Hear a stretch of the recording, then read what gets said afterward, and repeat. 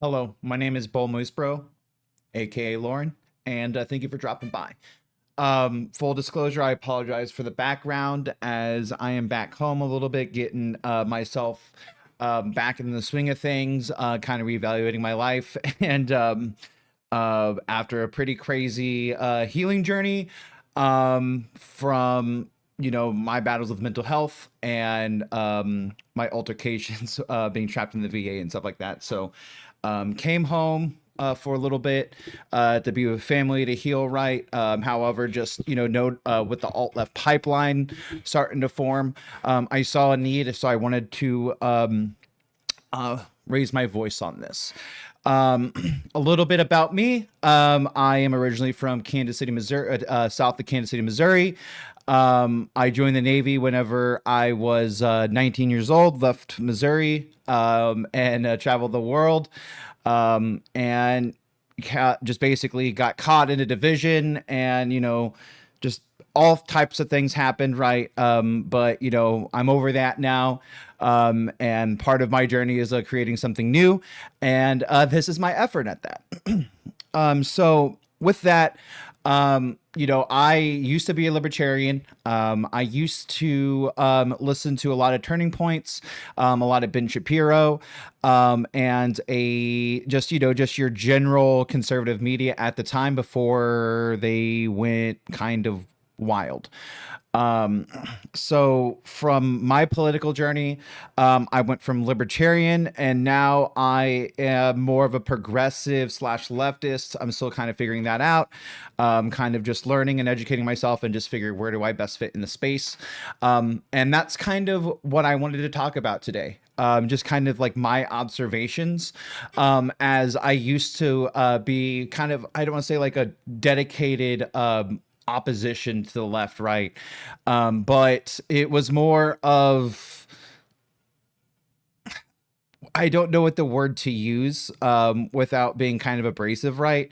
But there is a, I'm trying to be really nice here. There is, I think, a need and a space if we're going to really make headway and make room for getting past where we're at now, getting past of an authoritarian leadership, right? That quite frankly has done a really terrible job. You know what I mean? And with that, my perspective is there's this huge potential of at least gaining allyship, right? This isn't necessarily like, oh, like we need to forgive or whatever, but I just want to give a perspective from my viewpoint and kind of work with anybody really willing to do this. So a lot of the big things that because socially, right, that's why I kind of really liked being a libertarian, right, because I was free to have my views on society in terms of like gay rights, in terms of trans rights, stuff like that, right, because libertarianism as a whole, right, and it wasn't something that I was like, oh, I'm a libertarian and I'm going to read all the books about libertarian, right, but it was just something like, I was like, okay, I can generally put my headspace in there, right, is yes, definitely wary of the government. I'm still very wary of the government, right? But it was a space to where I could just, kind of just free think, right? And being in the military, right? There's a lot of people who feel that way, right? And that's why libertarianism is pretty popular in the military, right? However, kind of where I started really questioning like what being a libertarian meant um, was because of the start of Trump's presidency, right? Because a lot of people who say that they were libertarian and all that stuff, Trump was starting to overreach, right? And where we're at now is that is an understatement compared to like 2017 timeframe, right? Aspects of leadership, right, was like, dude, like I very much view the most important job of the president of the United States is to unify our country, right? Because during the 2016 election, right, I did not trust Hillary Clinton, right? I didn't resonate with that campaign because it was she wasn't even trying, right? And that is kind of leading into my first point of, you know, if we're going to be on the left and we're going to be, progressive leftist, right, we have to be aware of what the right did to message because of a very lame Democratic Party, right? And what I mean by that is all this comes from Reaganomics, right? Reaganomics is really the reason why we're at today, because coming from the Midwest, right? Coming from the heartland of America, coming from, we feed America. We used to be house the industry of America, right? Whenever I was growing up, it was a lot of, oh, Kansas City used to be this, or these great Midwest cities used to be this, right? Look what happened. And look at, where these cities have fallen off. And granted, Reaganomics was a bipartisan effort to really strip away American industry, which caused a deep-rooted resentment for the government, right? Like, it was sold in a way that made it seem like it was a net positive, and the 90s were a boom period, and then things just kind of went downhill. From that perspective, right, whenever we are, and we like, as my self-education proceeds, right, as I know why that happened, right, very aware of, these systems, the military industrial complex and all that stuff, right, I came to know that, right, but at the same time, though, I was gone from the Midwest, right? I wasn't in the Midwest because I was in the military. I lived in Japan for 3 years, right? I lived in Virginia for 3 years. I kind of, lost touch of, what the Midwest and what the heartland and what the Rust Belt was feeding in, right? It was this innate sense of the country left us behind. And, as things progressed in the division that, Trump really used, right, and a really lame Democratic Party, right? Like, I am not a Clinton fan, both Bill and, Hillary, obviously, right? Joe Biden was too old, right? But like, there really wasn't a conceded effort from the Democratic Party to just make the Midwest a better place, right? And, with that, right, is with the Midwest, hard work, working class, it's, taking a lot of pride in hard work, right? We're not the most, I don't want to say we're not the most educated, right? But our education comes from life. Our education comes from lived experiences, right? And, coming from the context of the government left me behind, and then you start to sow these seeds of division starting with really, what's the governor from Alaska? Sarah Palin, right? Like, she was really the first person in 2012 to really start using misinformation as a political way to swing voters. And, with the advent of the Tea Party, right, being very angry about that stuff, right, it was very much starting to take advantage of this rage and this anger that people in the Midwest have, right? So whenever, us as progressives and, us in queer spaces, whenever we're trying to advocate for, rights, gay rights, trans rights, all that stuff, right, you have this huge section of the population that we're like, well, that's why are we doing that? We're having issues feeding our family. We're having issues with the trades. We're having all these issues, and these issues aren't being addressed, right? And as Trump started to, really start the process of othering people, right, that's whenever they started to attack schools, universities, right, which these universities, right, they've always been highly liberal, because that's what they're supposed to be, right? Like, there's nothing wrong with that, right? There's innately nothing wrong with that, right? But that's whenever those attacks started there, right? So that's whenever we're talking about this very angry, misheard group of people hearing this, oh, look at this, and they're trying to do all this stuff, and that's whenever the misinformation pipeline really started, right? And whenever you are there, and the like, I come from the place, right, is every feeling is valid, right? Like, just the actual act of feeling, something happens, and that first initial feeling, right? Every feeling's valid, whether we like it or not. But that's kind of where we're at, using development education purposes, right? And we want to start those from having, bad opinions, right? Because bad opinions start all this stuff.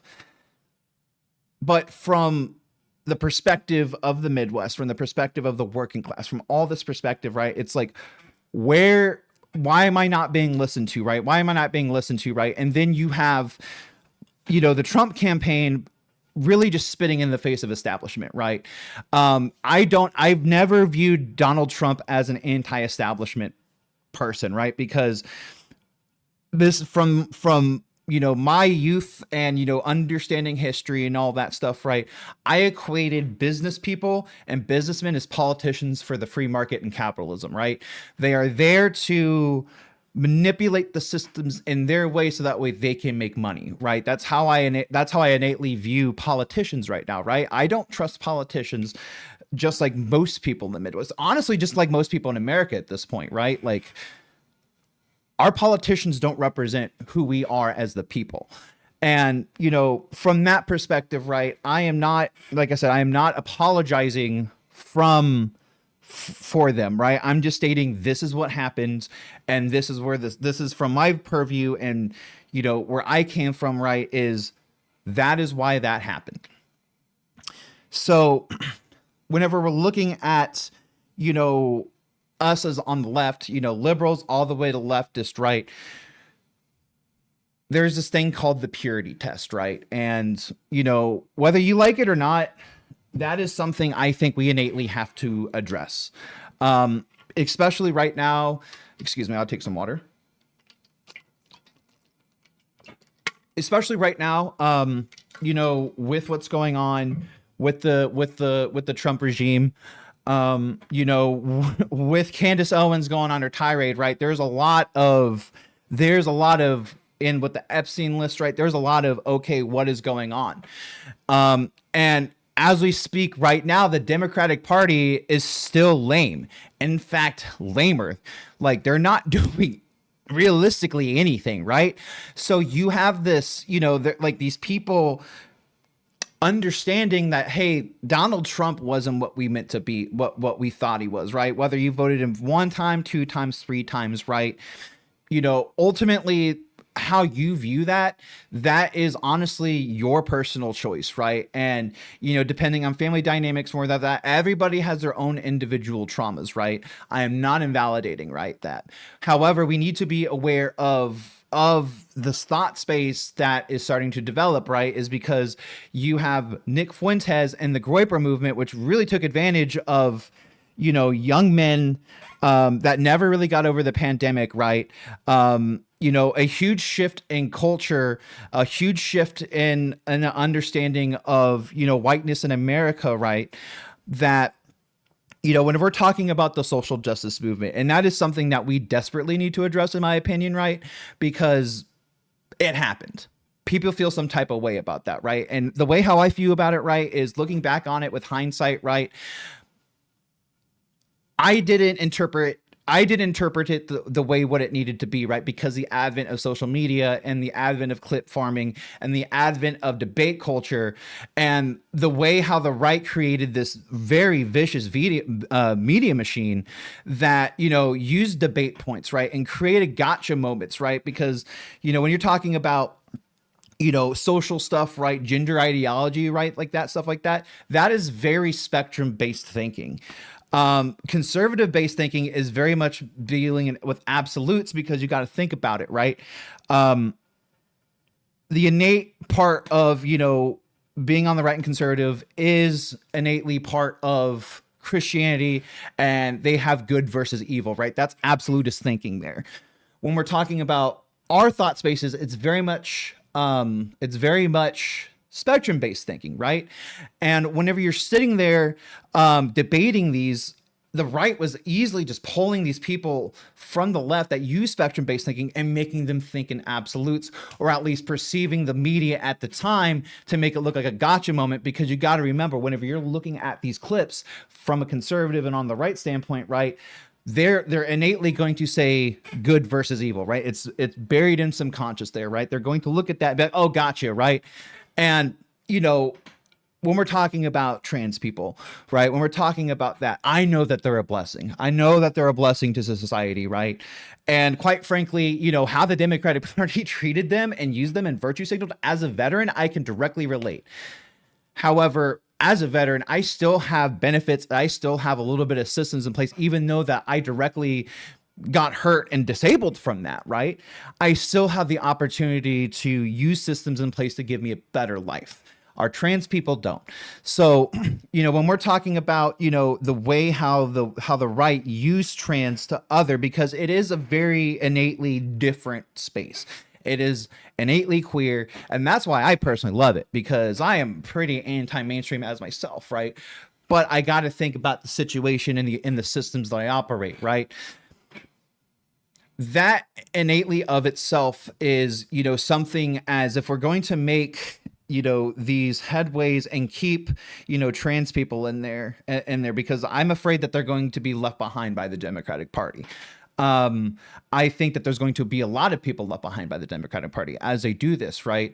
However, that's kind of where I'm at, in a progressive space. And that is just like, okay, how can we take my education that I taught myself, and using my conservative, where I came up and grew up with, how can I bridge that gap there? And innately in the space that I want to operate, right, is health and fitness. Just because of when we're talking about gender ideology, when we're talking about identity, when we're talking about, and health and all that stuff, right? I think that is the easiest way how to bring gender ideology into a normal space, right? Because you have to think about it. When we are talking about body dysmorphia, when we're talking about TRT usage, right? That's going to be in gender ideology's wheelhouse. It is a problem. It is a problem in the fitness space, right? So, with that is like, okay, it's like, how can we start leveraging our tools? And, we know about the systems, right? And we know about the systems that we need to oppress, but defeat the oppression. I apologize, I misspoke. But when we're thinking about these, we need to have a different modality of thinking and really start leveraging our resources here, right? We need to really start thinking about, okay, we have the systems, we understand that, right? But how can we start applying that in the systems that we operate in? And, from my perspective, right? And from something that, I don't know, like, what I mean? I don't know what to do. That's why I'm making this video, right? Is because it is going to be a collaborative effort, right? It is going to be an effort from different voices and different points of view to be able to understand the different, situations that we operate in, so that way we can educate, we can teach, right? And instead of thinking in absolutes here, right, is we need to start looking for allyship, right? And quite frankly, right, not everybody can do this. I think, honestly, if we want to talk about the role of the white person here, right, like, I think that is our role innately, right, is because we have to think about what the right is doing right now, which is very much fractured. You have MAGA, you have conservatives that are kind of lost in the weeds now, and then you have the Groyper movement, right? And where I'm worried about is that Groyper movement is going to get in the way of the conservative not knowing what to do, and that's whenever you can really start sowing the seeds of actual legit cultural replacement, whatever you want to call it, right? Like that's what scares me right now. So when we're talking about the role of the white person, right, is, we've taught ourselves that, right? Like innately through school, or through, just through life lessons, right? Or just however we got to where we're at now, right? Innately, we need to start getting out there and defending multiculturalism, right? We need to start leveraging our privileges to create spaces, or really challenge the spaces that we're in here, that we operate in, just to be like, hey, you know what I mean, like let's think critically here, right? And we're talking about the pipeline from libertarian to from libertarian to progressive, right? Where I'm thinking at is just like, okay, how can we make multiculturalism a way of capitalism, right? Because the more people you have in your business, the more people that you have in your product, right? Innately, if you run a good business, right, it's going to be a meritocracy, right? You're going to succeed, right? But when we're talking about leveraging our privileges as white people, right, is like, okay, how can we create businesses, or how can we create community bases so that way everybody comes through, right? And understanding that, hey, we don't come from a place of white guilt, right? Because innately we cannot be guilty for being white. Like, we cannot control that, right? That's innately who we are, right? But we need to understand and do our history and do our due diligence here so that we understand, like, okay, this is what was going on in the past, right? So there is a saying in the military, it's not what you know, it's about who you know, right? And that's kind of where I'm coming in now, is like, okay, it's like we need to start engaging community leaders, right? We need to start engaging different viewpoints and really just talk about these spaces, so that way if you do create a space, right, you understand, like, hey, I want everybody here, right? But there are just some things that, somebody might not be comfortable with me, right? Just because I'm a bodybuilder, right? In the health and fitness space, right? That's the space that I want to operate in for my career, right? But innately is like, I know that I'm a big buff white dude. I understand that, hey, maybe that trans person may not be directly comfortable with me, right? Or that woman may not be comfortable for me, right? Because I don't take it personally, right? It's just, as an aspect of understanding my own privilege, I know that I'm going to I have to be uncomfortable for a little bit. I'm not uncomfortable with it anymore. It's just like, hey, I've accepted it. You know what I mean? But more my role is I want to create those first opportunities and those first steps, and then get as many people involved as I can, right? So that way I can kind of create my own pipelines, right? So just kind of like, hey, I have a black male here, a black man that needs some, guidance. So I want to meet them up with something that can be relatable and they're more comfortable, right? It's all about relatability here, right? Understanding that, hey, we are creating communities here, right? We are creating opportunities using our privilege to be able to really just create those opportunities and create those ways how to just just give that opportunity and get as many different types of people as we can, community leaders, right? Anybody who wants to help you, right? And then create our own pipelines. And that's when we start having a positive impact, promoting a multicultural society, right? Making sure that, hey, everybody has a seat on the table here, right? But with that, yeah, that's how I'm approaching it, right? I don't know if that's the right way how to do it, right? But it makes sense in my head, right? Because I'm just kind of like trying to build a system of what I needed whenever I was in my weight loss phase, and kind of finding my sense of identity through the gym. Take a drink of water, I'm sorry.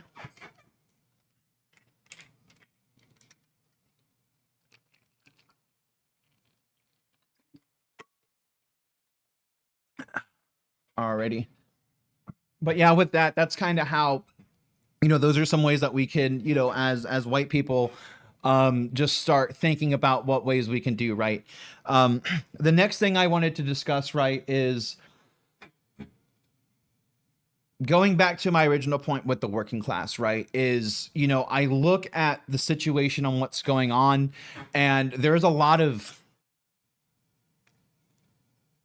rage and anger due to just the neglect of the tradespeople, right? There is an inherent gap in the trades. There is a need for trades, right? There is a need for tradespeople to do work, and that's something that just hasn't really got movement on, except for the Trump campaign, and the right, just taking leftist ideology is like, oh, look, they hate men, they hate hard work, they don't want to do the hard work, right?